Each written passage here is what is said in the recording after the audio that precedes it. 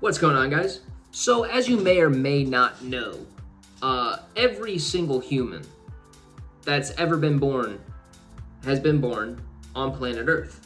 And since the dawn of time, humans have been fascinated with the stuff in the sky. We've wanted to know what's going on up there. You know, it's just all the stars and stuff.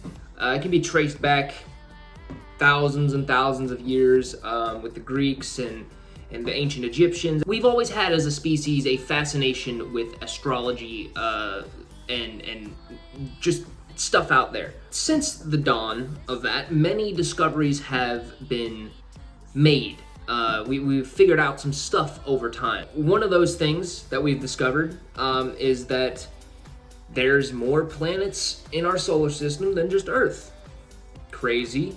We've also discovered that the Earth is round, that we live on a sphere. Early on, some crazy stuff, was discovered, but mostly about our solar system and our planet and that kind of thing. For example, we aren't the center of the universe or the galaxy. We rotate around the sun doesn't rotate around us. Just stuff like that. But as we've grown as a species and we've developed technology, we have been able to discover many other things that we never would have been able to discover in the past. And some of those discoveries are mind-blowing, absolutely just fucking crazy. And I wanted to go over just some things that we've discovered as a species, and I think it's a really interesting topic. So if you want to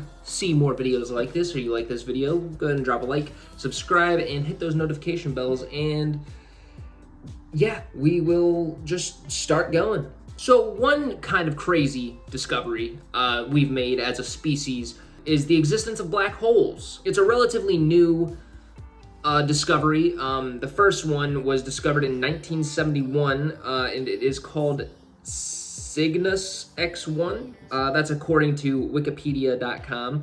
And if you don't know, a black hole, according to Dictionary.com, is a region of space having a gravitational field so intense that no matter or radiation can escape it. And to put that into perspective, if a black hole were to form around Earth, it would be obliterated. It would be spaghettified within an instant. Not even light is the fastest thing in the universe, and not even light can escape a black hole because it's so intensely powerful and dangerous. You might be wondering, where's the closest black hole to Earth? The closest black hole to Earth is the closest black hole to Earth is Gaia BH1, and that was discovered in 2022 by Kareem El-Badri. It's nothing really to worry about currently because it's still 1,560 light years away. And that's okay. I think we've got a little bit of time before we have to worry about something like that. I don't think that's anything to worry about. There are a shit ton of crazy things, and black holes are just one of them. Another one I find particularly interesting are nebulae. A nebula. Nebulae is the plural. A nebula is a cluster or cloud of gas and space particles, or dust that's in space, hence it being called space particles. It seems crazy. Scientists don't know how many nebulae are out in space, which, they're not dangerous or anything like that, I don't think. So that's not really a problem. But, I mean, with it being infinite, we don't actually know how many of anything are out there. But there's no estimated number of nebulae out in the universe. And a nebula is essentially, that there's a pretty famous picture, I'll put it up on the screen, where it looks like a finger, or I think there's one that looks like an eyeball. Just crazy. They're astonishingly beautiful. They're ridiculous to look at. Now, the closest nebula to Earth is the Helix Nebula, and according to NASA, it is 700 light years away, which is a pretty far distance,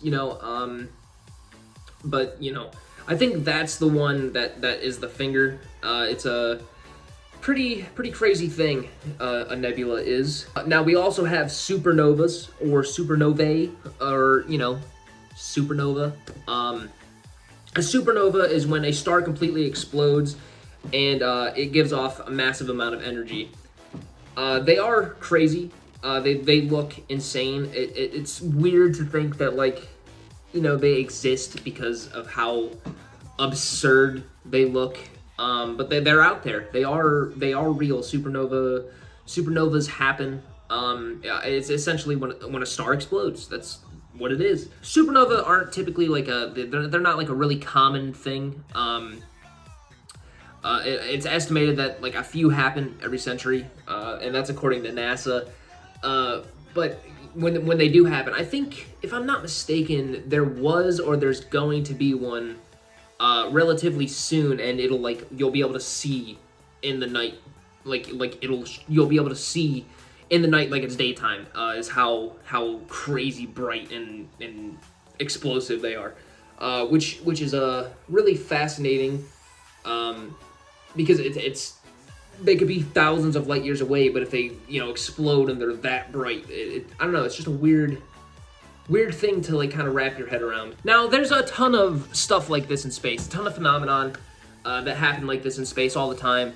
And that's not even to bring up, exoplanets, planets, galaxies, and all that kind of stuff. But there seems to be something a little even more crazy than all of that, and it's the lack of extraterrestrial life that's out in the universe. Now, some explanations for there not being any life in the universe are just that we aren't technologically advanced enough to see or discover other life in the universe. And this kind of leads us into what is known as the Fermi paradox. I'm sure you've heard of it before. So in a universe that is infinite and has infinite planets and infinite galaxies, surely there wouldn't be just one source of life.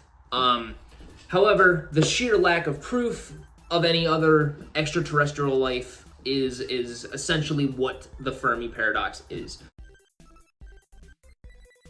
It's basically just, how, there's so much infinity of space with infinite scenarios, infinite planets, and yet there's no proof of extraterrestrial life. I could be explaining that a little bit wrong, but that's essentially what the Fermi paradox is. And it's a really frightening thing because it's kind of hard to wrap your head around, and it's kind of hard to put into words exactly what the Fermi paradox is. But how could there be an infinite number of everything, and yet only one planet with intelligent life or any life on it whatsoever? And I don't know. It's a really sort of confusing thing, Now, on the other side of that card, or, kind of sort of even going into more of the Fermi paradox, there are plenty of other planets that we have discovered, and exoplanets that we have discovered, that seem like they would be able to inhabit life. One of those, for example, is Gilly 677. It's roughly 3.5 times the mass of Earth, and it has a 1.5 times larger radius. It's also in its parent sun's or parent star's habitable zone, which would mean essentially that it could support life and support water. We think, and that's all according to NASA. You can find that on nasa.gov.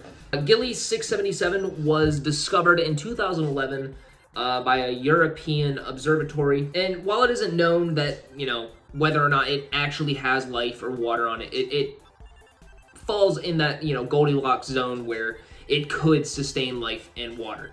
But as of right now, we don't know if there is anything on that planet, and all signs indicate that there could be, but again, we haven't discovered anything other than where it's at in the universe. Another one of these planets that falls into that habitable zone of its star is Kepler 452b.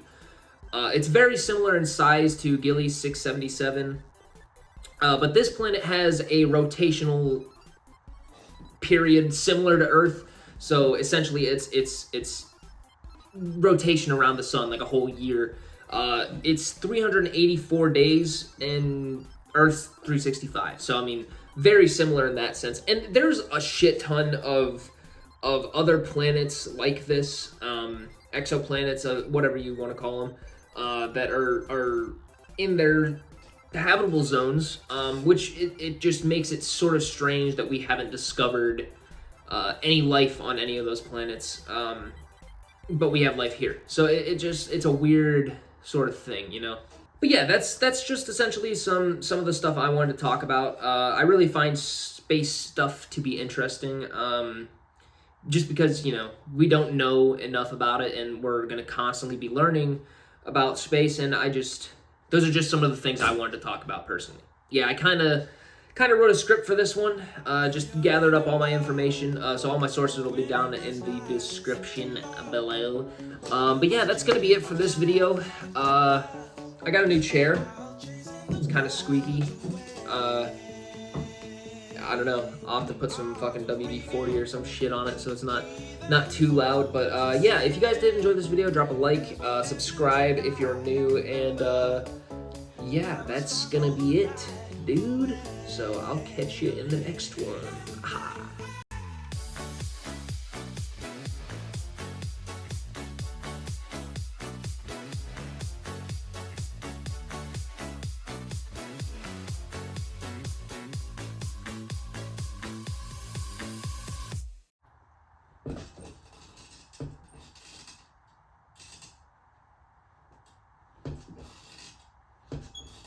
It's so loud.